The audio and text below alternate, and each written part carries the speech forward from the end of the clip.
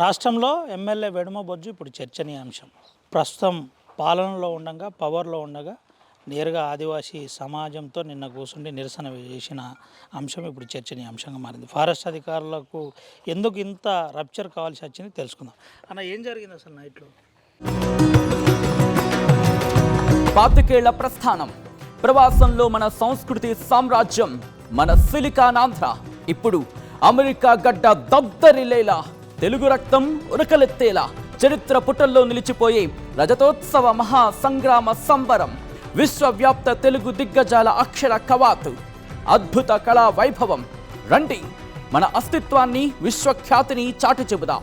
August 1న America California Oakland ఎరీనాలో సిలికానాంధ్ర రజతోత్సవ వేడుకలో పాల్గొందాం. వాస్తవంగా అటవీశాఖ అధికారులు ఈ ప్రాంతంలో అనేక రకాల అంశాలని పెట్టి ప్రతి ఒక్కరికి హింసిస్తున్నారు. కేవలం ఆదివాసులనే కాదు, ఎస్సీలు కావచ్చు, బీసీలు కావచ్చు, ఓసీలు కావచ్చు, ఎవరైనా సరే వారందరినీ కూడా ప్రత్యేకించి టార్గెట్ పెట్టుకొని చిత్రహింసలు చేయడం, ఎలాంటి డెవలప్మెంట్ యాక్టివిటీస్ని చేయకుండా ఆపడం. వాస్తవంగా నిన్న జరిగిన సంఘటన ప్రధానమైనది ఏంటంటే, నేను చేపలు పెట్టడానికి మరి వాళ్ళు వెళ్ళడం అనేది జరిగింది వాగుకి. ఎందుకంటే వాళ్ళు ఊరు పక్కనే, నాయకపూడి గూడు పక్కకి వాగు ఉంటుంది. ఆ వాగులో వెళ్ళి వాళ్ళని వీళ్ళు హంటింగ్ చేయడానికి వచ్చారని స్వయంగా అక్కడ ఉన్న లక్ష్మీనారాయణ డిప్యూటీ రేంజ్ ఆఫీసర్ వాళ్ళని కూడా విపరీతంగా కొట్టడం, అంటే చేతులు వాసేటట్టు, విప్పు వాసేటట్టు, ఒకందైతే గోరు వెళ్ళిపోయింది, గోరు పగిలేటట్టు చాలా తీవ్రంగా కొట్టడం అనేది జరిగింది 5 యువకుల్ని. నేను చెప్తా, ఎవడైనా హంటింగ్ చేసే వ్యక్తి డేలో పోయి హంటింగ్ చేసే పరిస్థితి ఇప్పుడు ఉందా? అడవికి పోతే ఇసుకనే తీసుకురానిస్తలేరు, ఎవరిని కూడా అసలు అడవికి అడుగు పెట్టనీయకుండా చేస్తున్నారు. అలాంటిది ఈరోజు హంటింగ్ చేసే పరిస్థితి ఎక్కడుంది? సరే, చేసిన వాళ్ళు గతమైన అట్లాంటి నేరమైన చరిత్ర వాళ్ళకు ఉన్నదా? నిజంగానే గతంలో ఎక్కడైనా హంటింగ్ చేసినట్టు చరిత్ర ఎక్కడైనా ఉందో? ఏం లేదు. కానీ కేవలం వాళ్ళు చేపలు పట్టడానికి వెళ్తే వాళ్ళ మీద అనేక రకాల ఇబ్బందులు పెట్టి 7 గంటల పాటు అడవిలో తిప్పి వాళ్ళని ఎక్కడో కడపకి తీసుకెళ్లారు. ఒకడు తప్పించుకొని బయటకు వస్తే ఆ విషయం తెలిసింది, లేకపోతే వాళ్ళు ఎక్కడున్నారు కూడా వాళ్ళ తల్లిదండ్రులకు తెలియనటువంటి పరిస్థితి నేను తీసుకొచ్చారు. ఇది మొదటిసారి కాదు. ఎన్నికల కంటే ముందే అదే నాగపూడి వాళ్ళని కొట్టి కేసులు పెట్టి ఇబ్బంది చేశారు. మీడియా వాళ్ళతో మీడియా మీద కూడా కేసులు పెట్టే ప్రయత్నం చేశారు. ఇప్పుడు మళ్ళీ అధికారంలో వచ్చిన తర్వాత, నేను ఎమ్మెల్యే అయిన తర్వాత 1 సంవత్సరం పాటు ఇలాంటి ప్రాంతంలో ఇబ్బందులు లేవు. వాస్తవంగా ఎన్నికల కంటే ముందు కూడా హెవీ వైస్కి విషయంలో నేను ఈ ప్రాంతంలో హామీ ఇచ్చినా, కంపల్సరీ దాన్ని స్టార్ట్ చేస్తానని చెప్పిన, అనుకున్నట్టే కొట్లాట చేసి మరి హెవీ వెహికల్ని స్టార్ట్ చేయడం అనేది జరిగింది. ఇది కాకుండా ప్రత్యేకించి ఈరోజు మేము అందిరం మిల్లని ఇచ్చినాం, సీసీ రోడ్లు ఇచ్చినాం, మిగతా డెవలప్మెంట్ సంబంధించిన భవనాలు ఇచ్చినాం. అవన్నీ కూడా చేయకుండా అడ్డుకునే ప్రయత్నం జరుగుతుంది. వీరు ఏమని అంటే, బఫర్ జోన్ ఏరియా, మీరు రెవెన్యూ నుంచి కూడా ఇసుక తీసుకెళ్ళదు, ఇప్పుడు గోదావరి నుంచి ఇసుక తీసుకురాకూడదు, ఒకవైపు మొరిగూడెం నుంచి అక్కడ నుంచి తీసుకురావద్దు, కవ్వాల నుంచి మేము ఇసుక తీసుకురావద్దు, ఎక్కడ కూడా ఇసుక అంటే తీసుకురావద్దు, అసలు అడవిలో వెళ్ళద్దు. సరే, మేము అడవిలో వెళ్ళకూడదని నేను అల్టిమేటం నేనే జారీ చేసిన. ఎవడైనా అడవిలో పోయి ఇసుక స్మగ్లింగ్ కావచ్చు, లేకపోతే కట్టెల స్మగ్లింగ్ కావచ్చు, ఎవరైనా చేసినా 100% అట్లాంటి వాళ్ళు నా కార్యకర్త ఉన్నా వదిలిపెట్టకండి, తప్పకుండా వాళ్ళని శిక్షించమని నేనే చెప్పిన. అలాంటిది ఈరోజు నా దగ్గర ఎవరు కూడా అట్లాంటి స్మగ్లింగ్ చేసే వాళ్ళు కావచ్చు, ఇసుక మాఫియా కావచ్చు, ఏది కూడా లేదు. కానీ అడవిలో ఉన్న చెట్టు అంతా మాయం ఎక్కడైతుంది? ఎవరు తీసుకెళ్తున్నారు? ఎవడో ఒక అమాయకుడు దొరికితే వీళ్ళంతా దొంగతనం చేసేది అటవీశాఖ అధికారులే. కానీ వారంతా భారానంతా కూడా వాళ్ళ మీద మోపి ఎవడో ఒకటి దొరికితే ఇతనే మొత్తం అడవి నరకేసిండనే ఆలోచనతో, లేకపోతే ఏ రకంగా చేసి ఇబ్బందులు పెడుతున్నారు. వారం రోజులు, ఒక 15 రోజుల క్రితం లోకల్ సర్పంచ్ జక్కుభూమిస్ మీద వారు ప్రత్యేకమైన దాడిని చేశారు. 50 మంది, ఏదో ఉగ్రవాదిలాగా అతను ఉగ్రవాది, వాళ్ళ కుటుంబం అంతా కూడా ఇదన్నట్టు 50 మంది పోయి వాళ్ళ ఇంట్లో దాడి చేసే ప్రయత్నం చేశారు. సరే, అదే అయిపోయింది. జనరంలో మన ఇంకోటి నిన్ను కాదు మొన్న ఉడుంపూలో చూసాం, కేజ్వీలు దున్నడానికి పోతే వాళ్ళని ఇది చేయడం అనేది జరిగింది. అంటే నేను ఏమంటున్నా, ట్రాక్టర్ బయటికి వెళ్తే వాళ్ళని లోపల తీసుకొచ్చి పెట్టడం. ఈ రేంజ్ ఆఫీస్లో ట్రాక్టర్లు ఉంటాయి, ఇప్పుడు ఇంధనపల్లి రేంజ్ ఆఫీస్లో పోయినా ఒక 10-15 ట్రాక్టర్లు ఉంటాయి. అంటే ట్రాక్టర్లు బయటికి వెళ్ళడమే పాపం. ఈ రకమైన హెరాస్మెంట్ చేయడం ఎంతవరకు కరెక్టు? అంటే నేరుగా నిన్న ఆదివాసీ యువకులను కొడుతూ మీ ఎమ్మెల్యే ఏం చేస్తాడనే దుర్భాషలు జరిగినాయని కూడా వాళ్ళు ప్రత్యక్షంగా చెప్తారు. ఈ అంశం మీ దృష్టికి వచ్చిందా? నాకు చాలా స్పష్టంగా తెలిసింది. మీ పులి ఏదని వాళ్ళు వెటకారం చేస్తున్నారు. మీ టైగర్ ఎక్కడుంది? పులి అన్నారు కదా, మీ పులియాజీ కాపాడుతానన్నారు. అదే చెప్తున్నా, పులిని పులుందో లేదో తెలియదు నాకు. విడవంబోజు అనే పులి అనేవాడు ఇక్కడ ఉన్నాడు, అది రాసి పెట్టుకోవాల్సింది వాళ్ళు అటవీ శాఖ వాళ్ళు. నేను ఏమంటున్నా, వాళ్ళు వెటకారం చేసేదానికంటే సమస్యను ఎట్లా పరిష్కారం చేద్దామనుకోవాలి. ఈరోజు వాళ్ళు బిచ్చగాళ్ళు లాంటి వాళ్ళు, వెధవలు, స్మగ్లింగ్ చేసే దొంగలు ఈ ప్రాంతంలో వచ్చేసి ఈరోజు అమాయకులను ఇబ్బంది పెడుతున్నారు. నేను అనేక సందర్భాలు చెప్పిన ఇది వాంటెడ్లీ చేస్తున్న చర్య, ఈరోజు ప్రభుత్వాన్ని బదనం చేసే చర్య. ఈ చర్య వల్ల రాష్ట్ర వ్యాప్తంగా కూడా అటవీ శాఖ బదనం అవుతుంది.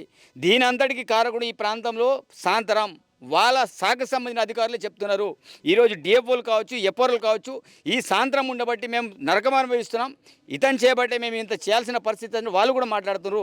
వాళ్ళకి సంబంధించి కొంతమంది తొత్తులు, కొంతమంది ఎఫ్ఆర్ఓలు ఇలాంటి దందాలు చేస్తున్నారు. ఇప్పుడు జన్నారం సంబంధించిన ఎఫ్ఆర్ఓ గారు కావచ్చు, ఉడుంపూర్కి సంబంధించిన ఎఫ్ఆర్ఓ గారు కావచ్చు, జన్నారం సంబంధించిన ఎఫ్ఆర్ఓ కావచ్చు, దాంతోపాటు కిరాణ్ అనే ఎఫ్ఆర్ఓ ఖానాపూర్కి సంబంధించిన వాళ్ళు కావచ్చు. వీళ్ళు ఒక క్రిమినల్ మెంటాలిటీ వాళ్ళు. అదేవిధంగా ఒక బీటా ఆఫీసర్ ఇక్కడ కింగ్ ఫిషర్ అనే వాడు ఉంటే వాడు ఒకడు. నేనేమంటున్నా, ప్రత్యక్ష దాడులు దిగితే నేను బాధ్యుని కాదు. ఈరోజు తిరుగుబాటు వచ్చినప్పుడు కంపల్సరీ జనాలు తిరుగుబాటు వచ్చినప్పుడు తప్పకుండా వాళ్ళ పక్షాన్ని నేను నిలబడతా, మీ పక్షాన్ని ఉండా. నా పోరాటం అటవీ శాఖతోటే. వాళ్ళ వైఖరి మారాలనుకుంటున్నా. ఈరోజు జనారం వెనుకబాటు కారణం ఏంటిది? ఎప్పుడైతే వీళ్ళు హెవీ వెహికల్స్ రాకుండా చేశారో ఇక్కడ రియల్ ఎస్టేట్ పడిపోయింది. ఇక్కడ ఏం దందాలు నడవా. ఇసలు నిజం చెప్పాలంటే జనరం ఉండడానికి ఇష్టపడతలేరు. అలాంటి సిచ్యువేషన్ని అటవీ శాఖ అధికారులు తీసుకురావడం అనేది జరిగింది. కాబట్టి నేను ఏమంటున్నా, వాళ్ళ వైఖరి మారాలి. అదేవిధంగా నిన్న జరిగిన సంఘటన విషయంలో ఇమ్మీడియట్లీ అతన్ని సస్పెన్షన్ చేయాలని 24 గంటలు టైం ఇస్తున్నా. ఇప్పటికే 12 గంటలు టైం అయిపోయింది, ఇంకా 12 గంటలు టైం ఉంది. అందుకే ఒక కార్యాచరణ డిక్లేర్ చేయడానికి ఈరోజు ఇక్కడ జన్నరం ముఖ్యులతోటే ఇక్కడ నేను కూర్చోవడం జరిగింది. కవ్వాల్ టైగర్ అనేది జనరం నుంచే ముఖద్వారం. కాబట్టి ఇక్కడ నుంచే మన ఉద్యమం స్టార్ట్ అవుతుంది. ఇప్పటికే ఉడుంపూర్లో ఆల్రెడీ సహాయ నిరీక్షణ స్టార్ట్ చేశారు. వాళ్ళు ఎవరు కూడా అక్కడ నీళ్ళు ఇవ్వడం కావచ్చు, ఇదన్నీ కూడా ఎవరు కూడా చేయదని తీర్మానం ఇచ్చారు. ఇక్కడ కూడా మా పెద్ద మనుషులందరూ కూడా గతంలో ఇదే చేద్దాం అని అనుకున్నారు. బట్ మా వాళ్ళని నచ్చజెప్పి అట్లా కాదు, సహాయ నిరీక్షణ చేయడం మంచిది కాదు, వాళ్ళు కూడా ప్రజాస్వామ్యంలో భాగమే అనుకొని వాళ్ళందరినీ మాట్లాడి మరి గతంలో అధికార పార్టీలో ఉన్నారు. ఈ అంశం ఏమన్నా ముఖ్యమంత్రి దృష్టికి, జిల్లా ఇన్ఛార్జ్ మంత్రి దృష్టికి తీసుకెళ్లే ప్రయత్నం జరిగిందా? మీరు అధికారంలో ఉండగా పోయి రోడ్డు మీద కూర్చుండి ధర్నా చేయడం ఏంటని కొంతమంది ఆ బ్రోకల్ గాళ్ళకి చేత కాదు. కాబట్టి నేను అధికార పార్టీలు ఉన్నప్పుడు కూడా నేను అది చేస్తున్నా. ఆ ప్రతిపక్షంగా దమ్ముంటే రోడ్డు మీద వచ్చి మాట్లాడము, ఇంకేదో ఈ బీద వాళ్ళు కావచ్చు, ఇల్లు కట్టనిచ్చే కార్యక్రమం ఏవైతే చేస్తారో వాళ్ళైనా వచ్చి మాట్లాడాలి. వాళ్ళకి చేత కానప్పుడు ఏం చేస్తాం? నేనే ప్రతిపక్ష హోదాని కూడా పాటిస్తున్నా. ఈరోజు అధికార పార్టీ ఏంటిది? నా జనాలకి అన్యాయం జరగడం నేను చూస్తూ కూడా ఈరోజు జనాలని ఇల్లు కట్టనిస్తలేరు, ఈరోజు సీసీ రోడ్లు వేయనిస్తలేరు, ఇసుక తీసుకురానిస్తలేరు, కేజీలను నడవనిస్తలేరు, ట్రాక్టర్ని బయటికి వెళ్తే వాళ్ళను సీజ్ చేసి ఫారెస్ట్ రేంజ్ ఆఫీస్లో పెట్టుకుని ఇంత పెద్ద అరాకర జరగంగా నేను ఎందుకు చూస్తూకుంటా? ఈరోజు ఈ ప్రాంతంలో నాకు ప్రజలే ముఖ్యం, ప్రజలకు యొక్క బాగోగులు నాకు ముఖ్యం. అలాంటప్పుడు నేను అధికార పార్టీ అయినప్పుడు కూడా నా యొక్క పోరాటం అధికార పార్టీతోటి కాదు, నా యొక్క పోరాటం అటవీ శాఖతోటి. ఈరోజు అటవీ శాఖ యొక్క వైఖరి మారాలి. తప్పకుండా ఈ వినయ్ కుమార్ రెడ్డి పీసీఎఫ్ ఎవరైతే వచ్చారో ఇమ్మీడియట్లీ వాడి మీద యాక్షన్ తీసుకోవాలి. అదేవిధంగా సాంత్రం అనే వ్యక్తిని ఈ ప్రాంతం నుంచి కూడా తీయాలని డిమాండ్ చేస్తున్నా. తప్పకుండా అది చిరకాల డిమాండ్ ఉంది, అది తప్పకుండా అతను తీయాల్సిందే. అదేవిధంగా ఇంకా 12 గంటల టైం ఉంది. 12 గంటల లోపల ఈరోజే ఒకవేళ డిసైడ్ చేయకపోతే రేపటి రోజున ఖానాపూర్ నియోజకవర్గ వ్యాప్తంగా తీర్మానాలు జరుగుతాయి. సహాయ నిరాకరణ కోసం ముందస్తుగా ఆదివాసులే తీర్మానాలు చేస్తారు. ఈరోజు మా వ్యవస్థ అంతా కూడా తీర్మానాలు చేస్తుంది. వీరెక్కడ తిరిగే పరిస్థితి ఉండదు, అడవిలో వెళ్ళరు. ఎవరైతే బ్యాస్ క్యాంప్ వాళ్ళందరూ కూడా ఇళ్లలో ఉండే పరిస్థితి ఉంటుంది. వేరే ప్రాంతం ఈ ప్రాంతంలో వచ్చి పని చేయడు, పని చేయనీయం కూడా. అది కారకాణిగా చెప్తున్నా. వాళ్ళు అనుకుంటారు ఇది సపరేట్ సామ్రాజ్యం అని. ఈరోజు ఖానాపూర్ నియోజకవర్గంలో మేము సపరేట్ సామ్రాజ్యాన్ని నిర్మించుకుంటాం. తప్పకుండా ఎవరితోటి మాకు పని పాట ఏం లేదు. నేను డైరెక్ట్ మాట్లాడుతూ అవసరం వస్తే ఆదివాసీల కోసం నా ఎమ్మెల్యే పదవినైనా వదిలిపెడతా, కానీ వాళ్ళకి ఇబ్బంది జరిగితే నేను ఊరుకోనని. ఎందుకు అంత మనోవేదన కలిగింది మీకు? ఎందుకు ఈరోజు మనోవేదన నాట్ ఓన్లీ ఆదివాసులు, ఈ ప్రాంతవాసుల కోసం వస్తున్నా. దీంట్లో చాలామంది ఎస్సీలను, చాలామంది బీసీలను, చాలామంది ఓసులు ఉన్నారు. ఆదివాసులతో పాటు వాళ్ళు కూడా వ్యవసాయ భూములు చాలా సంవత్సరాల నుంచి సాగు చేసుకుంటారు. నా ఆవేదన, కోపం అంతా ఒకటే. అటవీ శాఖలు చేసే అరాచకల విషయంలో నేను స్పందిస్తున్నా. కాబట్టి తప్పకుండా ఈ విషయంలో ఏ విషయంలో అయినా నేను అడుగుయా. ఇప్పటికీ నా మీద 52 కేసులున్నా, ఇంకా 100 కేసులైనా పర్వాలేదు, జైలుకైనా వెళ్తా. కానీ అటవీ శాఖ అధికారులు మాత్రం నేను వదిలిపెట్టా. ముఖ్యమంత్రి స్పందించినా ఈ అంశంలో? ఇంకా స్పందించలేదు. స్పందిస్తారు కావచ్చు, వేరే బోనాల కార్యక్రమాలు, ఇతర కార్యక్రమాలు ఉన్నాయి. ఏదేమైనా సరికి మీరు ఇంతకుముందు చెప్పారు మంత్రి దృష్టికి తీసుకెళ్లారా. నేను ఈ యొక్క విషయాన్ని అనేక సందర్భాల్లో వైల్డ్ లైఫ్ బోర్డు మెంబర్గా ఆ యొక్క అంశం విషయంలో చర్చకి దారితీసిన. ఈరోజు నేను మంత్రి గారి దృష్టికి తీసుకెళ్ళిన. ఈరోజు దీని మీద స్పందన రాలేదు.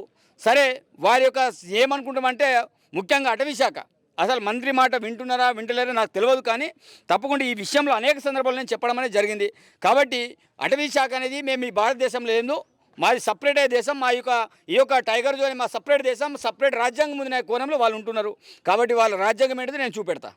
రైట్, ఇది పరిస్థితి. మళ్ళీ మాట్లాడిద్దాం. అయితే ఇప్పటికీ ముఖ్యమంత్రి స్పందించలేదు. మరి స్పందిస్తారని ఆశిస్తున్నా. ఇప్పటికే ఇన్ఛార్జ్ మంత్రికి చెప్పడం జరిగింది, స్పందించలేదు. స్పందించాలని నేను కోరుకుంటున్నా. అయితే ఈ అంశం రేపటి నుంచి చాలా తీవ్ర స్థాయికి చేరబోతుంది. ఇప్పటికే సహాయ నిరాకరణ కొన్ని ప్రాంతాలలో స్టార్ట్ అయింది, ఉడుంపూర్ లాంటి ప్రాంతాల్లో.